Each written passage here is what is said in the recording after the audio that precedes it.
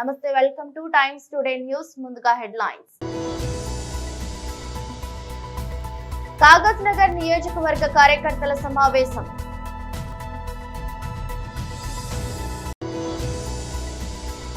Peddadornala rural development trust ఆడిటోరియంలో ప్రజా దర్బార్ నిర్వహణ.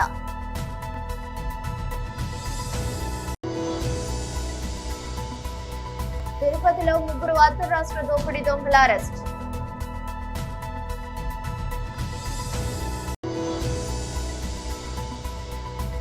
సూర్యారెడ్డి తెలుగు టీజర్ రిలీజ్, విడుదల తేదీ కూడా కన్ఫర్మ్.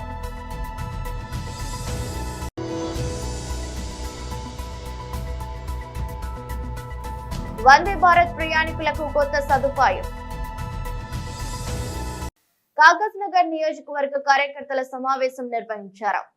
మీ అంతటా మీరుగా స్వచ్ఛందంగా ప్రయాణం చేసి ఇక్కడికి విచ్చేసిన మా సిర్పూర్ కాగజ్ నగర్ ఆడబిడ్డలకు, ఎందుకంటే అన్నదమ్ముళ్ళు అంటే ఏ అంగేసుకుంటే అంగేసుకొని బండెక్కి వచ్చేయచ్చు, కానీ ఆడబిడ్డలు కూడా 400 కిలోమీటర్లు ప్రయాణం చేసి వచ్చారంటే ప్రత్యేకంగా మా ఆడబిడ్డలకు.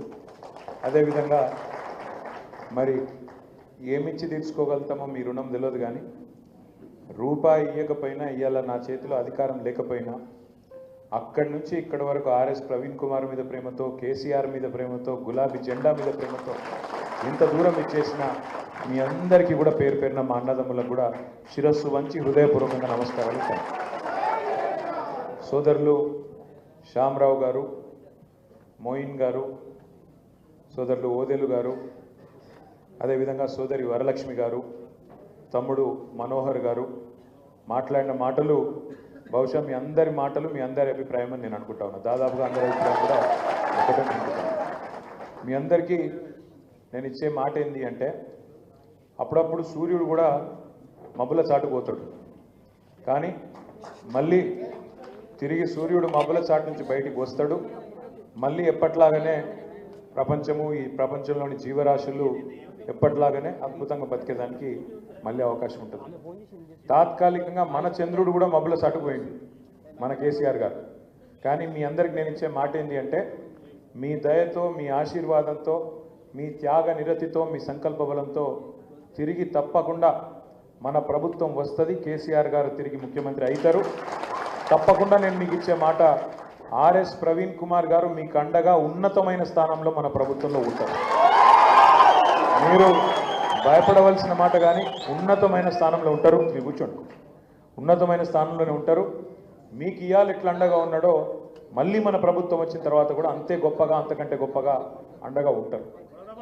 సిర్పూర్ కాగజ్ నగర్తో నాకున్న వ్యక్తిగతమైన అనుబంధం మీ అందరికి కూడా నేను కొంత పంచుకోవాలి. నేను రాజకీయాల్లోకి తెలంగాణ ఉద్యమం ద్వారానే వచ్చిన.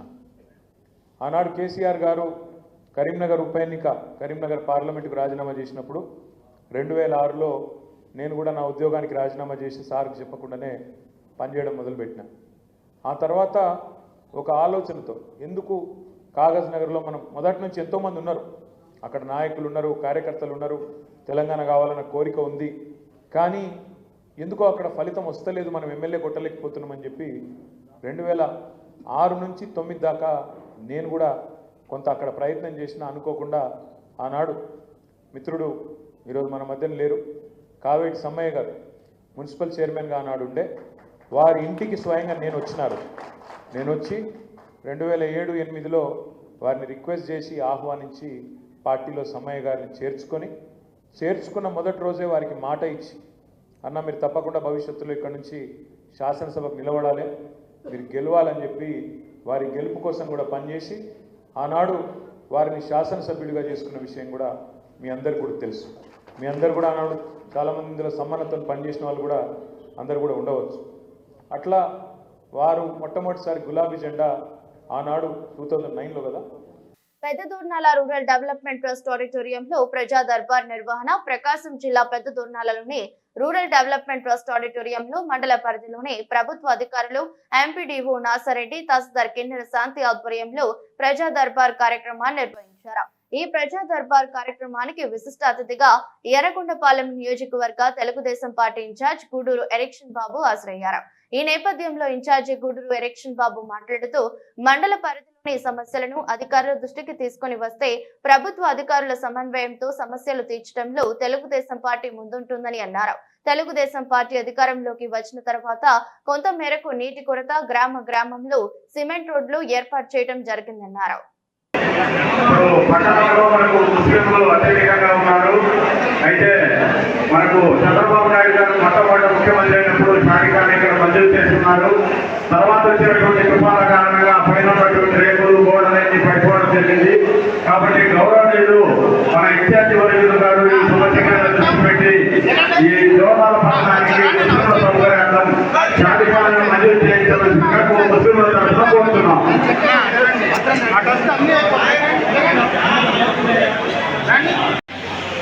3,000 నుంచి 4,000 చేయటం, 3,000 నుంచి 6,000 చేయటం, 10,000 చేయటం, 15,000 చేయటం, ఈ రకంగా అన్ని రకాలైనటువంటి పెన్షన్లు ఈరోజు మనం ఇచ్చిన మాట ప్రకారం పెంచి ఈరోజు పేద వర్గాలను ఆదుకుంటున్నటువంటి పరిస్థితి మనందరూ కూడా తెలుసు, మనం చేస్తూ ఉన్నాం. అదేవిధంగా మహిళల విషయానికి వస్తే సంవత్సరానికి 3 గ్యాస్ సిలిండర్లు ఇస్తామని మాట చెప్పి దానిని ఈరోజు మనం అమలు చేస్తున్నటువంటి పరిస్థితి ఈరోజు మీ అందరికీ కూడా తెలుసు. అదేగాక మన నియోజకానికి వస్తే దగ్గర 30 కోట్ల రూపాయల పైచిలుకు గ్రామాలలో మనం ప్రతి గ్రామంలో 10 లక్షలు తగ్గకుండా ఈరోజు మనం సిమెంట్ రోడ్లన్నింటినీ కూడా వేసుకుంటున్నటువంటి పరిస్థితి మనకు తెలుసు. అదేవిధంగా గ్రామాలలో ఎక్కడ తాగునీటి సమస్య వచ్చినా ఆ ప్రజా వేదికలు ఏర్పాటు చేసుకొని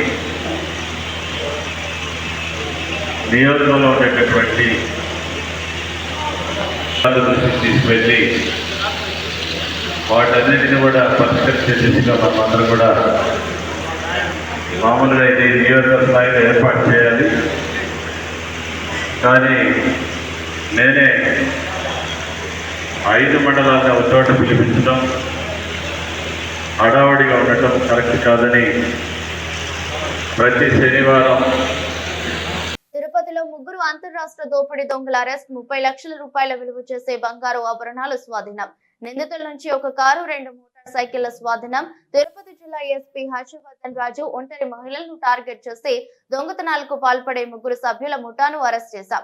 డిసెంబర్ 20వ తేదీ మున్సిపల్ ఉద్యోగస్తులమని చెప్పి కేశవాయుని గుంటలో ఒక మహిళ ఇంట్లోకి చొరబడి నిందితుల దొంగతనానికి పాల్పడ్డారు.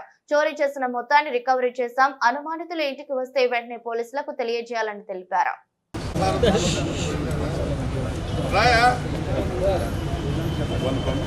ఏం లేదు సార్, మీడియా సోదరులు రిక్వెస్ట్ చేస్తున్నాం, మెయిన్ ఎడిషన్ రావాలా అంతర్రాష్ట్ర దొంగ దీంట్ని. ఓకేనా ఉండు సార్, 1 మినిట్ సార్. మిగతా వాళ్ళు వస్తుంది.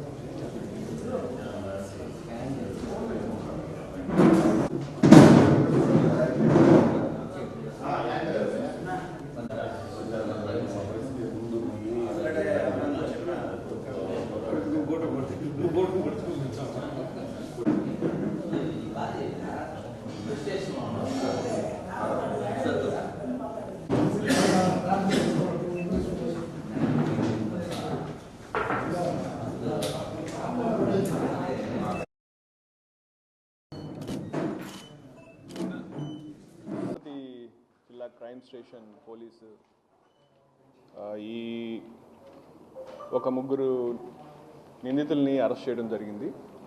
వీళ్ళు ప్రధానంగా ఏమంటే ఇంట్లో వాళ్ళు మున్సిపల్ వర్కర్స్గా వర్క్ చేయడానికి వచ్చామని చెప్పి ఎవరైతే ఒంటరిగా ఉన్నటువంటి ఆడవాళ్ళు ఉన్నటువంటి ఇళ్ళకి వెళ్ళి వాళ్ళని ఏమార్చి సో మున్సిపల్ ఎంప్లాయీస్గా పని కోసం వచ్చామని చెప్పి వాళ్ళని కొంచెం డైవర్ట్ చేసి వాళ్ళని పక్కకి డైవర్ట్ చేసిన టైంలో లోపలికి వెళ్ళి వాళ్ళ అల్మరాస్లో ఉన్నటువంటి గోల్డ్ ఇవన్నీ కూడా థెఫ్ట్ చేసేటటువంటి ఒక గ్యాంగ్ని ఈరోజు మనం అరెస్ట్ చేయడం జరిగింది. టోటల్గా మనం ఒక 3 వ్యక్తుల్ని పట్టుకోవడం జరిగింది. కృష్ణ, శరత్ అండ్ ఇంకొక అతను వచ్చి వేణుగోపాల్ అని. ఈ 3 కూడా మనకు షిమోగా డిస్ట్రిక్ట్ కర్ణాటక సంబంధించిన వ్యక్తులు.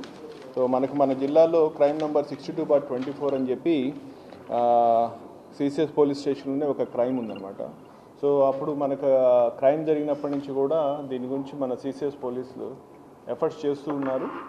అయితే లక్కీగా దాని గురించి కంటిన్యూస్గా మనం ఎఫర్ట్స్ చేయడం వల్ల మార్నింగ్ వాళ్ళ గురించి మనకు తెలియటం, వాళ్ళు మనకు ఈ తిరుపతి చెర్లోపల్లి బైపాస్ రోడ్లో ఈరోజు మార్నింగ్ వాళ్ళని అరెస్ట్ చేసిన తర్వాత వాళ్ళని ఫర్దర్గా ఇంట్రాగేట్ చేసిన దాన్ని బట్టి మనకు టోటల్గా ఇప్పటిదాకా 6 కేసెస్, అంటే టోటల్గా 10 అఫెన్సెస్ చేశారు.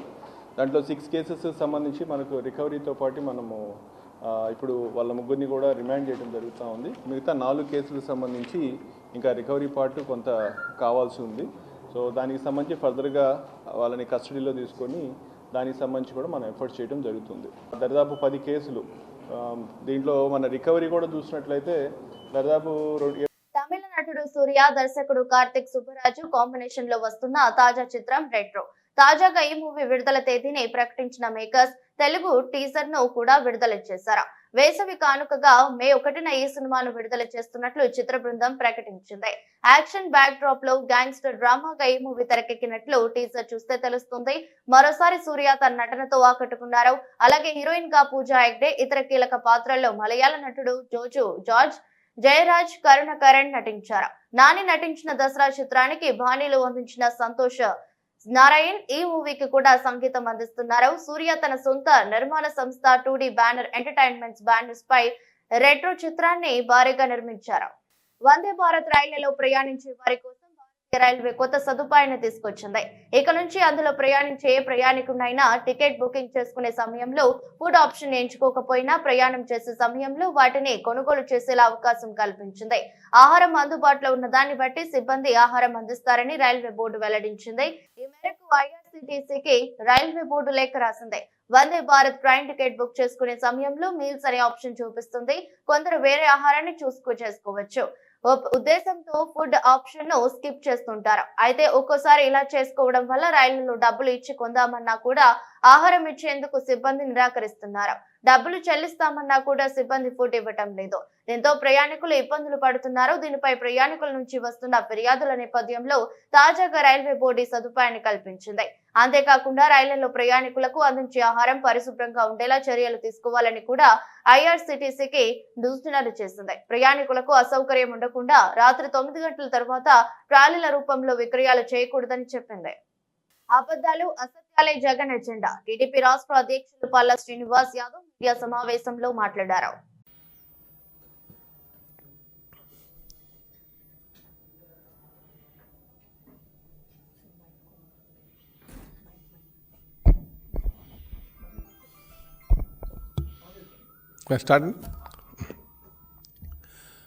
అందరికీ నమస్కారం. ఇక్కడ ఉన్నటువంటి విలేకరు సోదరులందరికీ కూడా నమస్కారాలు తెలియజేసుకుంటూ, మరి నిన్న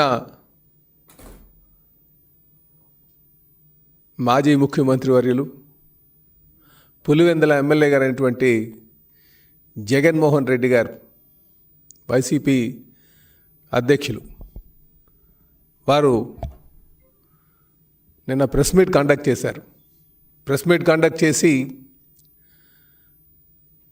విశ్వసనీయత, నీతి, నిజాయితీలు అని చెప్పేసి చాలా, అంటే ఈ గత 6 నెలలుగా ఒక విశ్వాసం లేనటువంటి గవర్నమెంట్ వచ్చింది అని చెప్పేసి మాట్లాడుతున్నారు. నిజంగా విశ్వసనీయత, నీతి, నిజాయితీ ఈ మాటలు జగన్మోహన్ రెడ్డి గారి నోట వస్తున్నాయంటే నిజంగా దెయ్యాలు వేదాలు వల్లేటట్టుగా ఉందని చెప్పేసి ఈ సందర్భంగా తెలియజేస్తున్నా. ఎందుకు ఈ మాట చెప్తున్నానంటే, ఆయన అధికారాన్ని ఎప్పుడు కూడా ప్రజాస్వామ్యబద్ధంగా ఏ రోజు కూడా ఆయన నడిపించలే. ఈరోజు అధికారం కోల్పోయేసరికి ఆయన విశ్వసనీయత, నీతి, నిజాయితీ అని చెప్పేసి కొత్త కొత్త మాటలు మాట్లాడుతున్నారు. ఈ మాటలు నిజంగా దెయ్యాలు వేదాలు వల్లేటట్టుగా ఉందని చెప్పేసి ఈ సందర్భంగా తెలియజేస్తున్నా. ఈరోజు జగన్మోహన్ రెడ్డి గారు ఒక ప్రెస్ మీట్లో కొన్ని అంశాలు కానీ తీసుకుంటే ఆయన మాట్లాడుతూ ప్రజల యొక్క తీర్పుని, ప్రజా తీర్పుని అపహాసం చేసేటట్టుగా, నేను అసెంబ్లీకి రాను, ప్రెస్ వేదిక ప్రజల యొక్క బాణీని వినిపిస్తానని చెప్పేసి వారు అంటున్నారు. నిజంగా ఒక ప్రజానాయకుడికి, నిజమైన ప్రజానాయకుడికి ప్రజలు ఇచ్చినటువంటి తీర్పుని గౌరవించాల్సిన అవసరం ఉంది. అంటే జగన్మోహన్ రెడ్డి గారికి ఈ ప్రజలు ఇచ్చినటువంటి తీర్పు ఆయనకి గౌరవించడం రాదు. 2019లో తెలుగుదేశం పార్టీకి 23 సీట్లు వచ్చినాయి. 3 సార్లు ముఖ్యమంత్రిగా చేసినటువంటి చంద్రబాబు నాయుడు గారు ఆ ప్రజా తీర్పుని గౌరవించి ఆయన అసెంబ్లీలో ఉన్నటువంటి తీరుని మీరు గమనించాలి. అందుకే నిజమైన ప్రజానాయకుడు అంటే ఏడాది చివరిలో world audio visual and entertainment summit నిర్వహించేందుకు కేంద్రం కసరత్తు మొదలుపెట్టింది. ఇందులో భాగంగా సినీ ప్రముఖులు, వ్యాపారవేత్తలతో ప్రధాని మోదీ శుక్రవారం వీడియో కాన్ఫరెన్స్ నిర్వహించారు. వారి సలహాలు, సూచనలు స్వీకరించారు. ఈ సమావేశంలో అమితాబ్ బచ్చన్, రజనీకాంత్, చిరంజీవి, నాగార్జున, అమీర్ జాన్, అక్షయ్ కుమార్, అనుపమ్ ఖేర్, హేమ మాలిని, దీపికా పదుకునే, ముఖేష్ అంబానీ, ఆనంద్ మహీంద్ర పాల్గొన్నారు. ఇక తనను ఈ సమావేశంలో భాగం చేసినందుకు మెగాస్టార్ చిరంజీవి ప్రధాని మోదీకి ప్రత్యేకంగా కృతజ్ఞతలు తెలిపారు. ఈ మేరకు చిరు ఎక్స్ ట్విట్టర్ వేదికగా ఒక పోస్ట్ పెట్టారు. తనకు దక్కిన ఈ గౌరవానికి ధన్యవాదాలు తెలిపారు. గౌరవనీయులైన ప్రధానమంత్రి నరేంద్ర మోదీకి ఈ గౌరవానికి ధన్యవాదాలు. WAVES వేవ్స్ సలహా బోర్డులో భాగం కావడం, ఇతర గౌరవనీయ సభ్యులతో పాటు నా అభిప్రాయాలను పంచుకోవడం నిజంగా ఒక అదృష్టం. మోదీ జ్ఞాన సంతానమైన వేవ్స్ ఇండియా తాలూకు సాఫ్ట్ పవర్ ను ప్రపంచంలో దాని అర్హమైన ఎత్తులకు నడిపిస్తుందనడంలో నాకు ఎటువంటి సందేహం లేదు. త్వరలోనే అన్ని ఉత్సాహాలకు, కొత్త పునాదులకు సిద్ధంగా ఉండండి అంటూ చిరు ట్వీట్ చేశారు.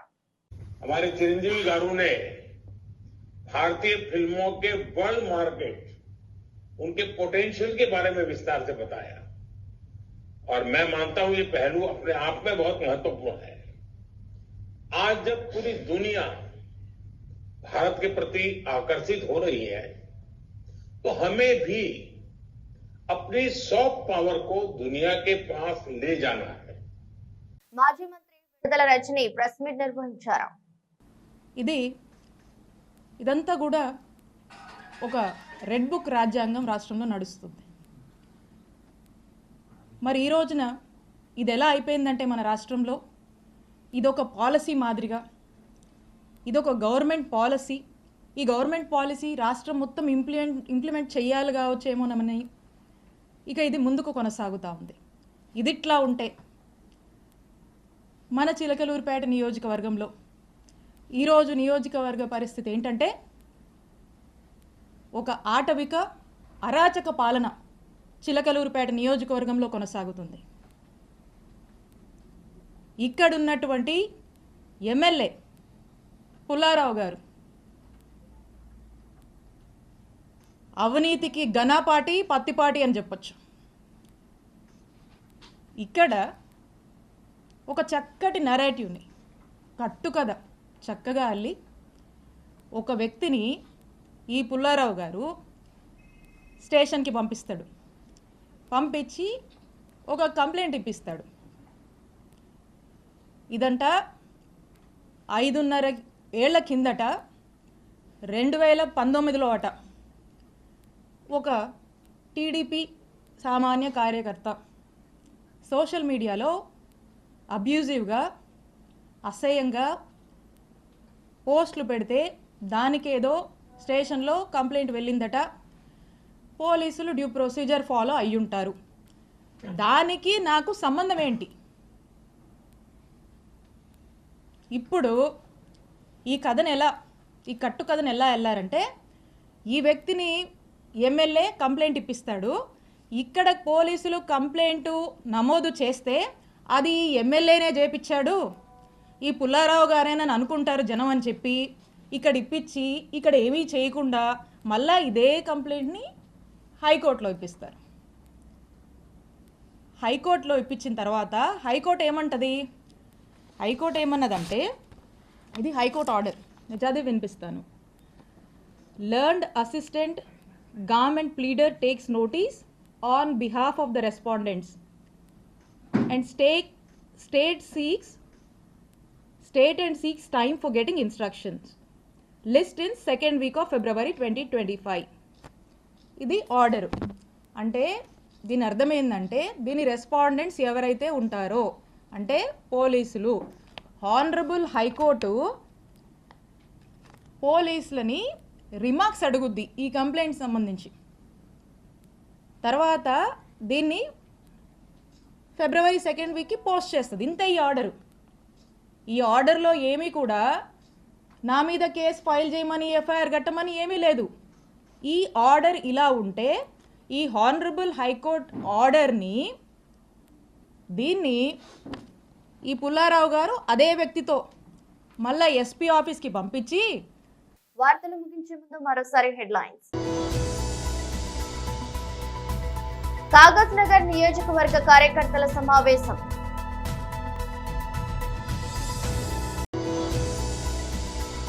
పెద్ద దోర్నాల రూరల్ డెవలప్మెంట్ ట్రస్ట్ ఆడిటోరియంలో ప్రజా దర్బార్ నిర్వహణ.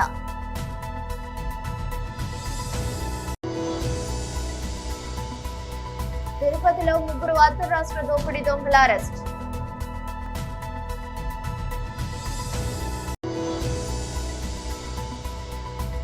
సూర్యారెడ్డి తెలుగు టీజర్ రిలీజ్, విడుదల తేదీ కూడా కన్ఫర్మ్.